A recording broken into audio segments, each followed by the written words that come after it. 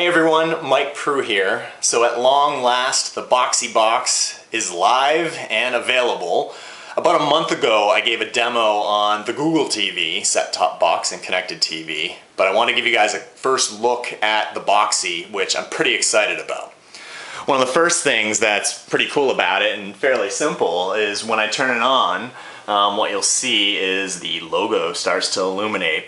The industrial design of the box itself is pretty cool. It tilts on its side and almost looks like it's sinking into the tabletop that it's on. The remote is the other cool thing. On one side it's a pretty simple remote, but then the other it's a full QWERTY keyboard. It takes some getting used to learn how to type on it, but it's better than typing one letter at a time like in comparison the Apple TV remote. This is the new one, although it is the thinnest of the bunch and also the most slick. I'm going to show you guys the startup sequence for Boxee when you turn it on.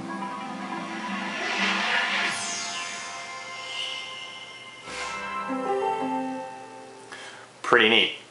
The last thing I'm going to say about the remote that I wish this had, which the Sony Google TV remote has, as you guys may remember, is the Optical Mouse. So over on this side right here, when I move my thumb over it, it recognizes and allows me to move the mouse on screen. It's a lot harder to do that with the Boxee remote, which you're basically using the up, down, side to side arrow keys. This is the main screen of the Boxee itself. Really well organized. I like the simple graphical user interface. I think it's great. One of the things that is the best part about Boxee, and I think sets it apart from its competition, is the fact that not only does it converge web and TV, but it also converges social media and TV. And the way it does that is with this Friends area, where I've already connected and linked my Twitter and Facebook feeds. So when I do that, anyone that I'm following or friends with on Facebook or Twitter, when they share a video, it shows up in this feed. So it's a great way for me to organize all the video content that's being shared across my social platforms and easily watch it. In this case, I am following Bad Rabbits on Facebook, so I like them, and they shared some videos. This is a video from Hugh McGuire, and then I just click play. The video will load, and then it is formatted for the big screen.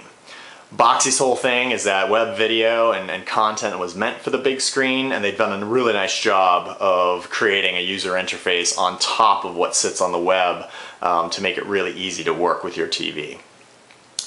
One of the gripes that I have, and I'm just going to pause this, one of the gripes that I have, and probably the only gripes that I have about Boxee Box right now that I'm sure they're going to fix, is the load time, especially with artwork for the TV shows and movies. Let me show you an example of that. When I go to TV shows, you can see that it takes a little while for the artwork to load. So if I'm scanning quickly and scrolling down, it's hard for me to see which TV show is what. The way around that for now is to go to this list view, which is in the upper right hand corner. And so when I scroll up there and click that, it then changes formats and allows me to quickly scan by name of show, and then the artwork sometimes will load. And it's the same thing with movies as well. On the movie side right now, the content is a little bit thin.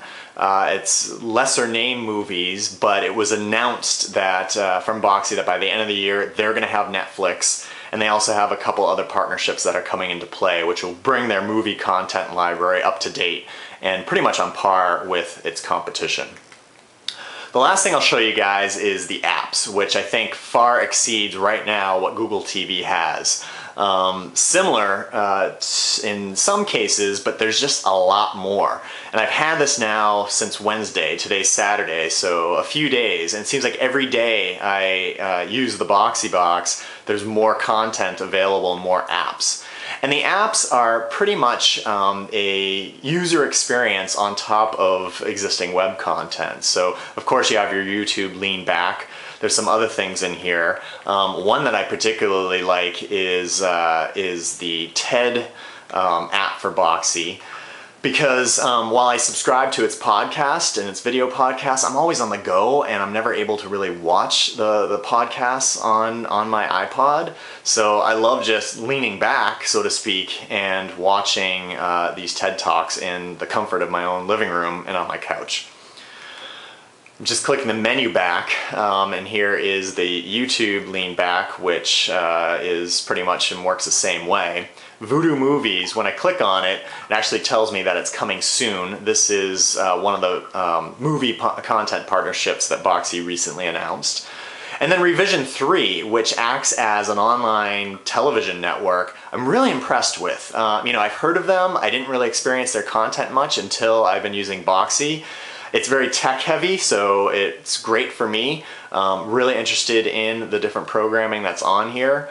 And they do a nice job of laying it out and organizing it all. This is a talk show that they have. Let me just click watch now and play.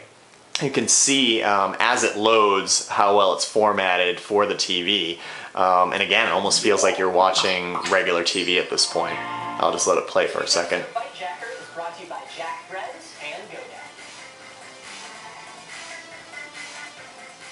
Welcome to BiteJacker, the best source for downloadable. And then the last thing that I'll show you guys is the Pandora app.